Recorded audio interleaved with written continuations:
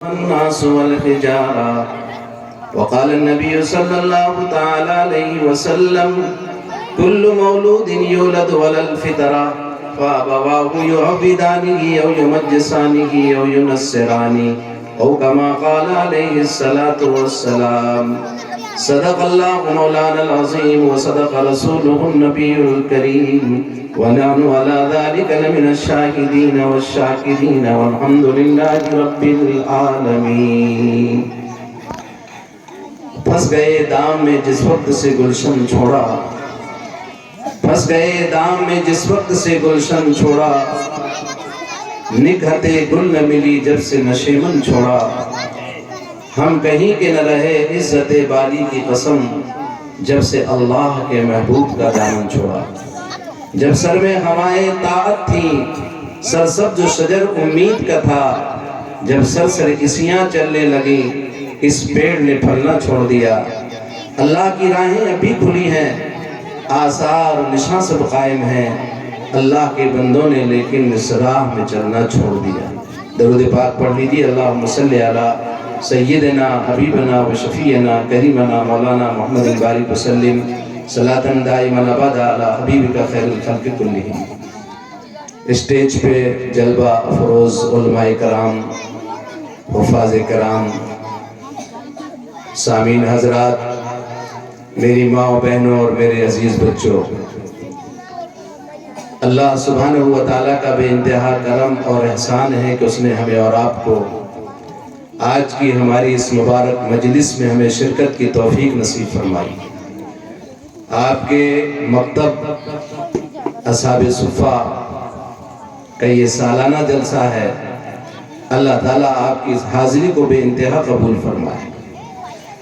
ماشاءاللہ بہت ہی دلچسپی کے ساتھ ہماری مائیں بہنیں بھی ابھی تک بیٹھی ہوئی ہیں، ہمارے بھائی بھی بیٹھے ہوئے ہیں، بچیاں بچے بھی بیٹھے ہوئے ہیں. یقیناً اس بات کی علامت ہے کہ علم سے شغف، علم سے تعلق ہے. اگر علم میں کمی آ رہی ہے یا علم کی شمع روشن کرنے میں کچھ دیری لگ رہی ہے تو قصور ہم سمجھ رہے ہیں شاید ہمارا ہے کہ ہماری محنت میں کمی ہے. ورنہ مجھے آج یہ مجمع دیکھ کر کے اور ان کی دلچسپی دیکھ کر کے علامہ اقبال کا وہ شعر یاد آ رہا ہے کہ نہیں ہے نا امید اقبال اپنی کشت ویراں سے. کشت کہتے ہیں کھیتی کو. نہیں ہے نا امید اقبال اپنی کشت ویراں سے، ذرا نم ہو تو یہ مٹی بڑی زرخیز ہے ساتھی. اگر اس پر ہدایت کا پانی پڑ جائے اور اس پر محمد عربی صلی اللہ علیہ وسلم کی روشن تعلیمات کا بیج بو دیا جائے تو یہ اسلام کی لہلاتی ہوئی کھیتیاں باغ و بہار بن کر کے ابھریں گی، اور ہر گاؤں میں وہ منظر نظر آئے گا کہ ہر ایک کو جب وہاں جائے گا تو اسلامی کلچر اور اسلامی ثقافت کا وہ گاؤں نمونہ بنے گا. آج جو بھی نظر آ رہا ہے وہ مکتب کی برکت سے. یہ چھوٹی چھوٹی بچیاں حجاب میں، چھوٹی چھوٹی بچیاں حجاب پہنے ہوئے ہیں، نقاب پہنے ہوئے ہیں، پردے میں بیٹھی ہوئی ہیں. ہمارے بھائی ٹوپی لگائے ہوئے ہیں، جلسے میں بیٹھے ہوئے ہیں. یہ ایک مکتب کا نظام، اس سے ایک ثقافت تہذیب نمایاں ہوتی ہے. اس لیے سب کی ذمہ داری ہے کہ اپنے گاؤں کے مکتب کو مضبوط کرنے کی ذمہ داری ہے. میں نے آپ حضرات کے سامنے جو قرآن حکیم کی آیت پڑھی ہے، اللہ تعالیٰ نے ہماری ذمہ داریوں کی طرف توجہ دلائی ہے. یقیناً اللہ نے ہمیں یہ اولاد ایک نعمت کی شکل میں عطا فرمایا ہے. مال بھی اللہ کی نعمت ہے، اولاد بھی اللہ کی نعمت ہے. مال اور اولاد، دنیا کا ساز و سامان، یہ اللہ کی بہت بڑی نعمت ہے. اگر اس نعمت کی صحیح قدر کی جائے تو دنیا میں بھی نفع بخش ہے اور آخرت کی زندگی بھی ہماری سنور جائے گی. اس لیے اللہ سبحانہ و تعالیٰ نے اس آیت کریمہ کے اندر ہماری کیا ذمہ داری بنتی ہے اپنے سلسلے میں اور اولاد کے سلسلے میں بھی، بچوں کے سلسلے میں قرآن حکیم نے ہمیں متوجہ فرمایا ہے. میرے بھائیوں، ہم نے اور آپ نے دل کی گہرائیوں سے وہ کلمہ پڑھا ہے، لا الہ الا اللہ محمد الرسول اللہ صلی اللہ علیہ وسلم. ہم نے، ماں بہنوں نے، بھائیوں نے، سب نے اس مانا ہے کہ ساری دنیا کا خالق اور مالک، پوری سرشٹی اور پوری کائنات کا تنے تنہا بنانے والا اللہ ہے. پوری کائنات کا، پوری دنیا کا تنے تنہا چلانے والا اللہ ہے. نہ بنانے میں کسی کی شرکت ہے، نہ چلانے میں کسی کی شرکت ہے۔ اور محمد الرسول اللہ صلی اللہ علیہ وسلم دوسرا جز ہے جو کلمے کا ہم نے یہ ایگریمنٹ کیا اللہ کے سامنے، اور یہ مانا کہ دنیا میں جتنے بھی طریقے ہیں ان میں سب میں ناکامی، چاہے برادری کا طریقہ ہو، گاؤں کا طریقہ ہو، محلے کا طریقہ ہو، کوئی بھی طریقہ ہو، وہ سارے طریقے ہمارے اور آپ کے بنائے ہوئے ہیں۔ ان طریقوں میں خامیاں ہیں، غلطیاں ہیں، لیکن جو طریقہ، جو نہج آقائے کائنات، فخر موجودات، تاجدار حرم جناب محمد رسول اللہ صلی اللہ علیہ وسلم لے کر آئے ہیں، وہ اللہ کا سلیکٹڈ طریقہ ہے، چنیدہ طریقہ ہے، اللہ کا پسندیدہ طریقہ ہے۔ اللہ نے اپنے محبوب سرکار مدینہ صلی اللہ علیہ وسلم کے پاس جو طریقہ دے کر کے بھیجا وہ اللہ کا مقبول طریقہ ہے۔ یعنی ہم نے یہ ایگریمنٹ کیا اللہ کے سامنے کہ جو طریقہ محمد رسول اللہ صلی اللہ علیہ وسلم لے کر آئے ہیں اسی طریقے میں کامیابی ہے۔ شادی کے موقع پر، خوشی کے موقع پر، غمی کے موقع پر، ابھی بچوں کے سامنے آپ نے سنا، ایمانیات، عبادات، معاملات، اخلاقیات، یہ جتنے بھی معاملے صرف عبادت سے کام چلنے والا نہیں ہے۔ عبادت بھی فرض ہے، ایسے معاملات بھی فرض ہے، ایک دوسرے کا لینا دینا، کسی کا قرض ہمارے ذمے ہے اس کی ادائیگی، کسی کا حق ہمارے ذمے ہے تو اس کی ادائیگی، کسی کو ہم نے کچھ کہہ دیا تو اس سے معافی، کسی کا ہم نے کچھ دبا لیا تو اس کی ادائیگی۔ اس طرح سے یہ معاملات، معاشرت، ہمارا رہن سہن، ہماری کلچر، ہماری ثقافت، ہماری تہذیب اسلامی ہو، محمد رسول اللہ صلی اللہ علیہ وسلم کا طریقہ ہماری رہن سہن والی زندگی میں ہو، ہمارا لباس وہ ہو جو اللہ کے حبیب صلی اللہ علیہ وسلم پسند فرماتے ہیں۔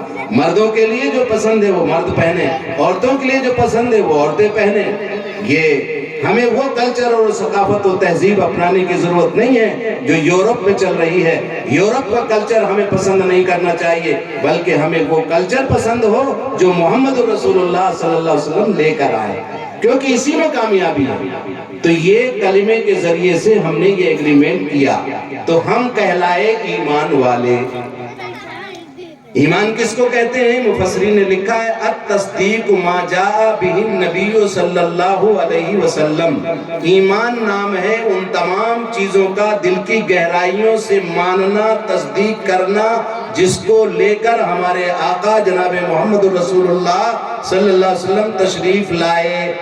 آپ نے جو طریقہ بتایا، ہمارے آنکھوں کی دیکھی ہوئی بات غلط ہو سکتی ہے، ہمارے کانوں کی سنی ہوئی بات غلط ہو سکتی ہے، ہر چیز میں مغالطہ ہو سکتا ہے، لیکن ہمارے آقا صلی اللہ علیہ وسلم نے جو فرما دیا وہ بات غلط نہیں ہو سکتی، قرآن نے جو کہہ دیا وہ غلط نہیں ہو سکتا۔ اس کا نام ہے ایمان۔ اتنا پختہ ایمان ہے کہ ہماری نگاہیں ہو سکتا ہے دو دیکھ لیں، ہماری نگاہوں میں ہو سکتا ہے کہ ہم چلتی ہوئی گاڑی کو، کھڑی ہوئی گاڑی کو چلتی ہوئی سمجھ لیں، اور ہوتا ہے اکثر اسٹیشنوں میں ہم ایک گاڑی میں بیٹھے ہیں، دوسری گاڑی چل رہی ہے، جو لوگ سفر کرتے ہیں وہ غور کریں کہ اپنی گاڑی نہیں چل رہی، دوسری چل رہی ہے، تو ایسا لگتا ہے کہ ہماری گاڑی بھی چل رہی ہے۔ ہماری نگاہ فیصلہ نہیں کر پاتی کہ ہماری گاڑی حالت کھڑی ہے اور ہم اسے چلتا ہوا محسوس کرتے ہیں۔ تو یہ دنیا میں ہوتا ہے، ہمارے جو ذرائع علوم ہیں، آنکھوں کے ذریعے یا ہاتھ کے ذریعے جو بھی ہم علم حاصل کرتے ہیں اس میں مغالطہ ہو سکتا ہے، لیکن ہمارے آقا صلی اللہ علیہ وسلم نے جو بات فرما دی اس میں غلطی نہیں ہو سکتی۔ یہی ایمان، یہ ہمیں ماننا چاہیے۔ نہیں بعض لوگ بول دیتے نہیں بھائی ہم کو سمجھ میں نہیں آتی، تو شریعت ہم کو سمجھ میں نہیں آتی، ہم تو یہ کریں گے اور یہ ہمارے گاؤں میں یہ چلتا ہے۔ یہ بے ایمانی والی باتیں ہیں، غیر ایمان والی باتیں ہیں۔ محمد رسول اللہ صلی اللہ علیہ وسلم ہاں چلتا ہے، غلط چل رہا ہے، اس پر افسوس ہو کہ کوشش کریں گے کہ حضور کا طریقہ رائج ہو، ہمارے گاؤں کا طریقہ رائج ہے، چل رہا ہے، لیکن وہ طریقہ اس کو ترجیح دینا یہ ایمان کے خلاف ہے۔ اس بات کا نام ایمان ہے، ان تمام چیزوں کو تصدیق کرنا۔ آخرت کی جو باتیں جناب رسول اللہ صلی اللہ علیہ وسلم نے بتائیں ان پر ایمان لانا، یعنی ابھی بچوں نے سنایا قبر و حشر، ان میں پہلی منزل قبر ہے کہ قبر کے سوال جواب جو ہیں بتائے گئے وہ حق ہیں۔ ان تمام چیزوں پر ہمارا ایمان ہو۔ ان ایمان والوں کو کہا گیا یا ایھا الذین آمنوا قوا انفسکم واہلیکم نارا، اے ایمان والے مردوں، اے ایمان والی عورتوں، دونوں کو خطاب ہے۔ یا ایھا الذین آمنوا قوا انفسکم واہلیکم نارا، تم اپنے آپ کو اور اپنے گھر والوں کو جہنم کی آگ سے بچاؤ۔ ہماری اور آپ کی دنیا میں آ کر کے ذمہ داری یہ بنتی ہے کہ ہم ان اعمال کی پابندی کریں جو اعمال جنت میں لے جانے والے ہیں۔ مثلا ایمان کے بعد پہلا فریضہ ہمارا کیا ہے؟ نماز۔ ایمان کے بعد پہلا فریضہ نماز ہے۔ موٹی موٹی باتیں، اسلام کی موٹی باتیں سب کو معلوم ہونا چاہیے۔ الصلاۃ عماد الدین، فمن اقامہا اقام الدین، فمن ہدمہا ہدم الدین۔ یہ میں نہیں کہہ رہا ہوں، میرے اور آپ کے آقا حضرت محمد مصطفیٰ صلی اللہ علیہ وسلم فرما رہے ہیں کہ کون دیندار ہے، کون دیندار نہیں ہے، دین کا نقصان کون کر رہا ہے، دین کا نقصان کون نہیں کر رہا۔ حضور فرما رہے ہیں الصلاۃ عماد الدین، نماز دین کا کھمبا ہے۔ فمن اقامہا اقام الدین، جس نے نماز کو قائم کیا اس نے دین کو قائم کیا، جس نے نماز کو توڑ دیا چھوڑ دیا اس نے دین کے کھمبے کو ڈھا دیا۔ ہدمہ الدین، اس نے دین کو ڈھا دیا۔ اس لیے سب سے پہلی ذمہ داری جنت میں جانے کے لیے اور جہنم سے بچنے کے لیے ہر بالغ مرد عورت پر نماز فرض ہے۔ تو وہ ہمیں بھی سیکھنا ہے اور اپنے بچوں کو بھی سکھانا ہے۔ تو ہمیں بڑوں کی محفل میں بیٹھ کر سیکھنا ہے اور بچوں کو مکتب میں بھیج کر کے سکھانا ہے۔ اصل تو ذمہ داری ہماری اور آپ کی تھی کہ ہم بچوں کو سکھاتے، لیکن یہ مکتب ہمارے معاون اور مددگار ہیں کہ مکتب میں آسانی سے آپ کو اتنی فرصت نہیں ہے کہ آپ بیٹھ کر ان کو نماز سکھائیں۔ ماشاءاللہ حافظ صاحب نے نماز سکھایا، نماز کی عملی مشق ایک بچے نے پیش کی۔ ہر آدمی اپنے بچے سے نماز سیکھ سکتا ہے نہ۔ زکوٰۃ جس کے اوپر فرض ہے، ہر ایک پر تو فرض نہیں ہوتی ہے، جو غریب لوگ ہیں ان کے اوپر نہیں ہے۔ جو اتنا مالدار ہے کہ 52.5 تولہ چاندی یا 7.5 تولہ سونا یا دونوں مل کر کے 52.5 تولہ چاندی، اتنی مقدار میں نقدی رقم زیور جن بہنوں کے پاس ہے یا گھروں میں، ان کے اوپر وہ صاحب نصاب ہے۔ شریعت ان کو امیر سمجھتی ہے، وہ غریب نہیں ہے، بھلے وہ ان کے کھانے کا نہ ہو، اتنا زیور لیے اگر وہ بیٹھی ہے تو وہ صاحب نصاب ہے۔ انہیں زکوٰۃ اور صدقات کی رقم لینا جائز کیا، انہیں خود دینا چاہیے۔ ان کے ذمہ فرض ہے کہ وہ 2.5% یعنی 100 روپے میں 2.5 روپے غریبوں کو دینا ان کے اوپر فرض ہے۔ یہ تھی دوسرا فرض ہو گیا۔ اسی طرح حج سب پر فرض نہیں ہے۔ جو حضرات اتنا مال رکھتے ہوں اپنی ضرورت سے زائد ضرورت پوری کرنے کے بعد کہ بیت اللہ کی حاضری حرمین شریفین وہ جا سکتے ہوں، جا کے واپس آ سکتے ہوں، اور عورت کے اتنا پیسہ ہو کہ وہ اپنے محرم کے ساتھ، عورت اکیلے نہیں، اگر 2 لاکھ روپے میں حج ہو رہا ہے تو اس کو 4 لاکھ کے اوپر حج فرض ہوگا کہ اس کا محرم ساتھ میں جائے گا۔ بغیر محرم کے اس کو 4 لاکھ میں اس کے اوپر حج فرض ہوگا۔ اگر محرم ساتھ میں ہے، شوہر جانے والا یا بھائی، تو کوئی مسئلہ نہیں ہے، اس کے اوپر حج فرض ہے، اسے بھی حج کرنا چاہیے۔ آج نماز میں بھی غفلت ہے، حج میں بھی غفلت ہے۔ حج ہم یہ سمجھتے ہیں کہ ایک زندگی کا زیارت ہے، جیسے لوگ زیارت کرنے جاتے ہیں کہ سارے کاموں سے فارغ ہو گئے، اس کی شادی کر لی، اس کی شادی کر لی، پوتے کی پڑ پوتے کی، سب سے نمٹ کر کے اب بولے ہم ذرا جائیں گے زیارت کرنے اور حج کرنے۔ حج ایک فرض ہے۔ ہندوستان میں سب سے زیادہ ضعیف اگر حاجی کہیں کا ملے گا تو ہندوستان کا ملے گا، یہی زیادہ ہے، یا پاکستان یا ہندوستان۔ زیادہ تر دوسرے ملکوں کے نوجوان بچے اور بچیاں زیادہ تر حج میں، جو لوگ حج کو جا چکے ہیں۔ حج کے بارے میں حضور نے فرمایا من اراد الحج فلیعجل، جو حج کا ارادہ یعنی جس کے ذمہ حج فرض ہو جائے، اتنی رقم اس کے ذمہ آ جائے، اس کو اللہ توفیق دے دے تو اسے جلدی کرنا چاہیے۔ تو حج فرض ہے، حج سب پر فرض نہیں ہے، زکوٰۃ سب پر فرض نہیں ہے۔ روزہ رمضان میں صرف ایک بار فرض ہے، رمضان جب آ جائے، چاہے گرمی کے روزے ہوں یا ٹھنڈی کے روزے ہوں، رمضان کا روزہ فرض ہے۔ یہ وہ اعمال ہیں جو جنت میں لے جانے والے ہیں، جہنم سے بچانے والے ہیں۔ تو یہ کام کرنے کے ہمارے آقا صلی اللہ علیہ وسلم نے سب تفصیل سے بتا دیا۔ روزہ کیسے رکھنا ہے آپ کو، صبح صادق سے لے کر غروب آفتاب تک روزہ رکھنا ہے۔ اب ہمارا یہ ہے کہ جو ارے ہم سے تو نہیں رکھ پاتے، ایسا نہیں ہے. اللہ تعالیٰ نے کسی نفس کو مکلف نہیں بنایا. لا یکلف اللہ نفسا الا وسعها لها. اللہ نے خود فرما دیا میں کسی نفس کو اس بات کا مکلف نہیں بناتا جس کی وہ طاقت نہ رکھتا. روزہ ہر ایک کے بس میں ہے، اب وہ اس کو اہمیت نہیں دے رہا ہے تو یہ بات الگ ہے. اس لیے روزہ رکھنا فرض ہے. مائیں بہنیں تو بہت اچھا روزہ رکھتی ہیں، لیکن مردوں میں روزے کا تناسب کم ہے. طے کریں کہ اس سال رمضان کے جب روزے آئیں گے تو اس بستی کی کوئی ماں، کوئی بہن، کوئی بھائی ایسا نہیں ہوگا جو روزے دار نہ ہو. اور جب آپ روزے دار ہوں گے تو آپ کے چھوٹے چھوٹے بچے بھی روزہ رکھنے کی سوچیں گے. یہ 1 روزہ 2 روزہ چھوٹے چھوٹے شہروں میں دیکھو کتنا اچھا روزے کا ماحول ہے. وہاں روزانہ افطار کی دعوت ہوتی ہے. حضرت آج ہمارے پوتے نے 3 سال کے پوتے نے روزہ رکھا، 4 سال کے پوتے نے روزہ رکھا، آئیے اس کا آج افطار ہے. کتنی دعوتیں شہروں میں ہوتی رہتی ہیں. ممبئی وغیرہ میں دیکھو، اندور وغیرہ میں دیکھو، ایک ایسا جذبہ، کیونکہ وہ لوگ روزے کی پابندی کرتے ہیں. بوڑھے لوگ روزہ رکھتے ہیں تو ان کا چھوٹا 5 سال کا 4 سال کا نواسا پوتا وہ بھی روزہ رکھتا ہے. دن بھر اس روزہ رکھتا ہے اور شام کو بڑا اکرام ہوتا ہے اس کا. خوب گجرا ڈالتے ہیں، پیسے اس کو دیتے ہیں، اس کی جو ہمت افزائی کرتے ہیں. اس طرح ایک مضبوط روزے دار کی شکل میں وہ تیار ہوگا. تو روزہ رکھنا ہے رمضان میں صرف یہ فرض ہے. لے دے کر کے ایک ایسی عبادت جو روزانہ ہم اللہ کے سامنے اپنی عبدیت اور بندگی کا اظہار کر سکتے ہیں، جس میں نہ غریب کی خصوصیت نہ امیر کی خصوصیت، ایک ہی صف میں کھڑے ہو گئے محمود و ایاز، نہ کوئی بندہ رہا نہ کوئی بندہ نواز. وہ صفت نماز ہے. جو نماز کی عبادت یہ اللہ نے سب کو دی ہے، مرد عورت بالغ جو بھی بچے بچیاں ہیں سب کے اوپر نماز فرض ہے. طے کرو کہ انشاءاللہ ہم نماز کی پابندی کریں گے بھائی انشاءاللہ. آپ نماز کی پابند ہوں گی تو آپ کی گود میں پلنے والی یہ بچی اور بچہ آٹومیٹک سجدہ کرنے والا ہوگا. آپ قرآن پڑھنے والی ہوں گی تو یہ بچی خود بخود قرآن کی پڑھنے والی ہوگی. اس لیے قرآن حکیم نے جو یہ کہا یا ایھا الذین آمنوا قوا انفسکم، اے ایمان والو، اے میری ذات کو تسلیم کرنے والو، اے آخرت کی خبروں پر یقین رکھنے والو، اے میرے پیغمبر محمد عربی صلی اللہ علیہ وسلم کی رسالت اور نبوت پر یقین رکھنے والو، میرے نبی کی خبروں پر ایمان لانے والو، سن لو تم اپنے آپ کو اور اپنے گھر والوں کو جہنم کی آگ سے بچاؤ جس کے ایندھن انسان اور پتھر ہوں گے.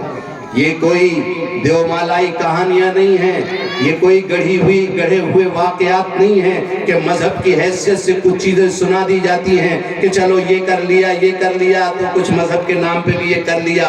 یہ حقیقت ہے، یہ واجب اور فرض ہے، ضروری ہے، اور یہ ہمارا مشن کے تحت ہمیں بھیجا گیا ہے کہ 5 وقت کی نمازیں آپ پر فرض ہیں. جو نماز نہیں پڑھے گا اس کا دین میں کوئی حصہ نہیں ہے. یہ میں نہیں کہہ رہا، جناب رسول اللہ صلی اللہ علیہ وسلم فرما رہے ہیں.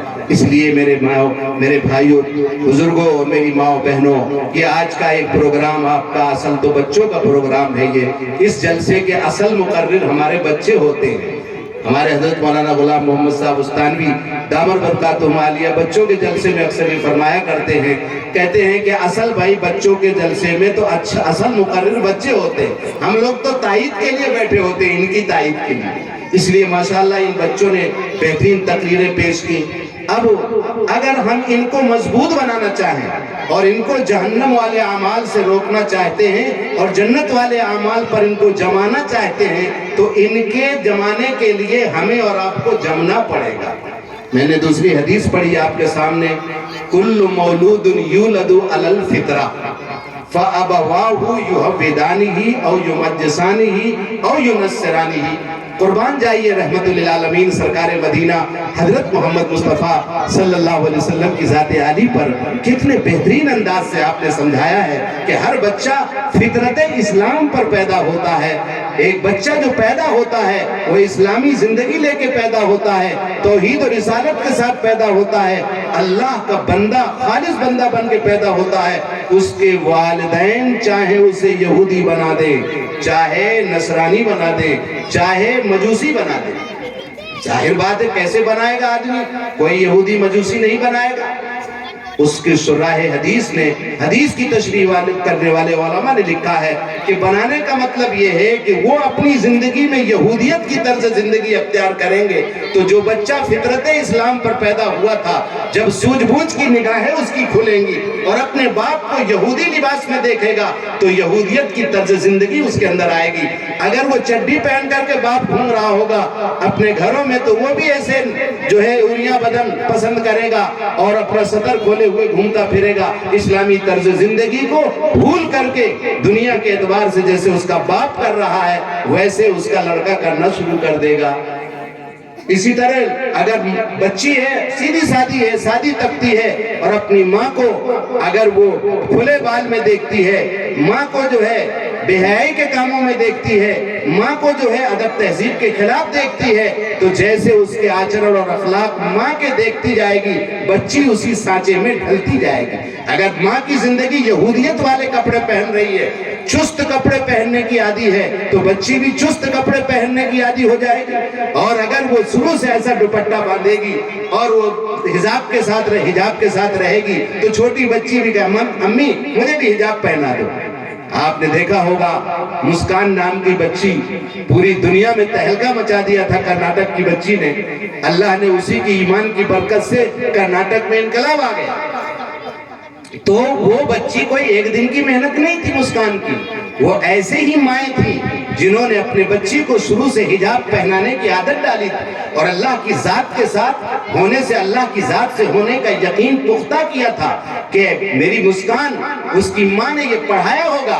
نبی اکرم صلی اللہ علیہ وسلم نے جو عقیدہ اپنے چچا زاد بھائی حضرت عبداللہ ابن عباس کو سکھایا تھا وہ حدیث اس ماں نے پڑھی ہوگی اور اس حدیث کی روشنی میں اپنی بچی مسکان کی تربیت کی ہوگی جو محمد رسول اللہ صلی اللہ علیہ وسلم اپنے چچا زاد بھائی کی تربیت فرما رہے ہیں۔ حدیث میں آتا ہے کہ عبداللہ ابن عباس حضور اکرم صلی اللہ علیہ وسلم کے پیچھے، ردیف کہتے ہیں پیچھے گھوڑے میں پیچھے بیٹھنے والے کو، آپ کے ردیف ہیں، گھوڑے میں پیچھے بیٹھے ہوئے ہیں، حضور بچے کو عقیدہ سکھا رہے ہیں۔ اے عبداللہ سنو، اگر دنیا کی ساری انسانیت اور جنات اجتمعت الانس والجن، حدیث کے الفاظ ہیں، اگر دنیا میں سارے جنات اور سارے انسان پوری دنیا کی طاقتیں مل کر کے تمہیں نقصان پہنچانا چاہیں، اور اے عبداللہ اگر اللہ تمہیں نقصان نہ پہنچانا چاہے تو دنیا کی کوئی طاقت تمہیں نقصان نہیں پہنچا سکتی۔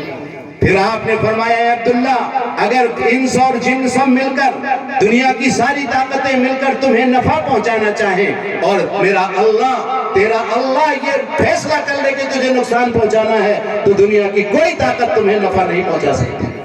اور آگے فرمایا عبداللہ جب یہ بات تم نے سمجھ لی کہ سارے جہان کا خالق اور مالک ان اللہ علی کل شیء قدیر ہے، اللہ وہ حالات کو پیدا کرنے والا، حکومت کے تختے پر غربت کے نقشوں کو پیدا کرنے والا، غربت کے نقشے میں عزت اور حکومت کے نقشوں کا بنانے والا، وہ اللہ جو بادشاہ وقت کو در در کا بھکاری بنانے والا اور در در کے بھکاری کو سیکنڈوں کے اندر بادشاہ وقت بنانے والا، ان اللہ علی کل شیء قدیر ہے۔ یہ سمجھا رہے ہیں کہ جب یہ بات تم نے سمجھ لی تو فَاسْتَعِنْ بِاللَّهِ، اب اگر تمہیں مدد کی ضرورت پڑے تو اللہ سے مدد مانگو، اللہ تمہاری مدد کرے گا۔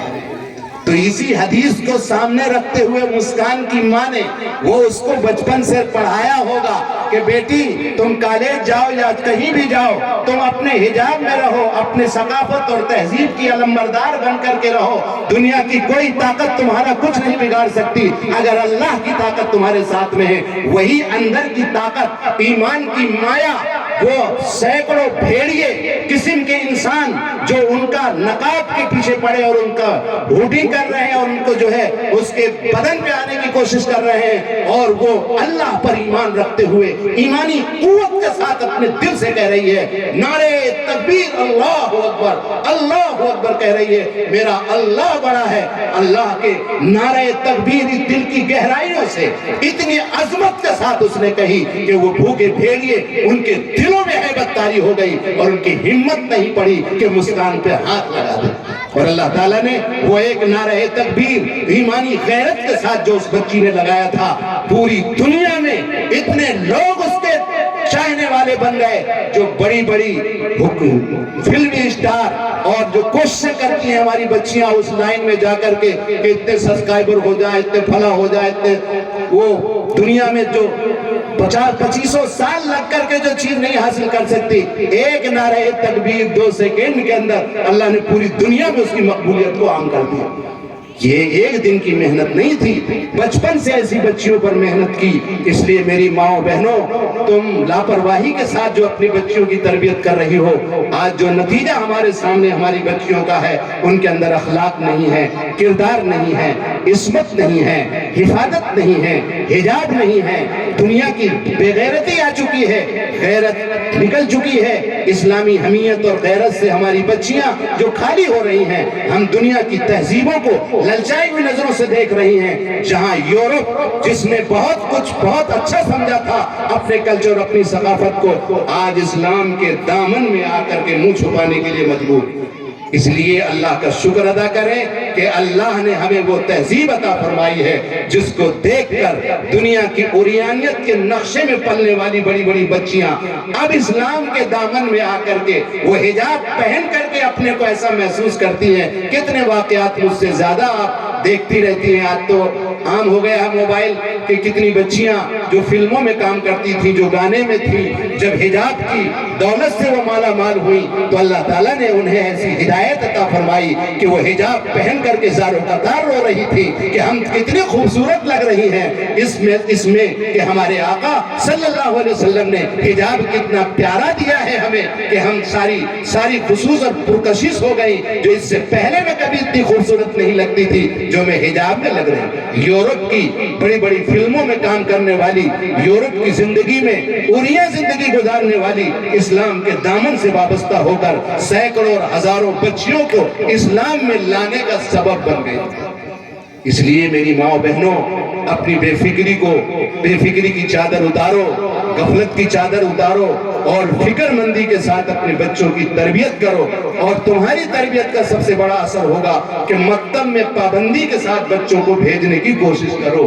इतना ज्यादा पाबंदी के साथ भेजो, इतने लड़के बच्चे हो जाए पढ़ने वाले कि हम सब लोग मजबूर हो जाए, गांव के जो जिम्मेदार लोग हैं, कि डबल मुदर्रिस रखना पड़ेगा, भाई एक मुदर्रिस से काम चलने वाला नहीं। इसलिए मेरी माँ बहनों, कुरान हकीम ने इसी बात की तरफ तवज्जो दिलाई है कि अपने आप को और अपने घर वालों को जहन्नम की आग से बचाओ। वो कैसे बचाएंगे? हम खुद उन आमाल की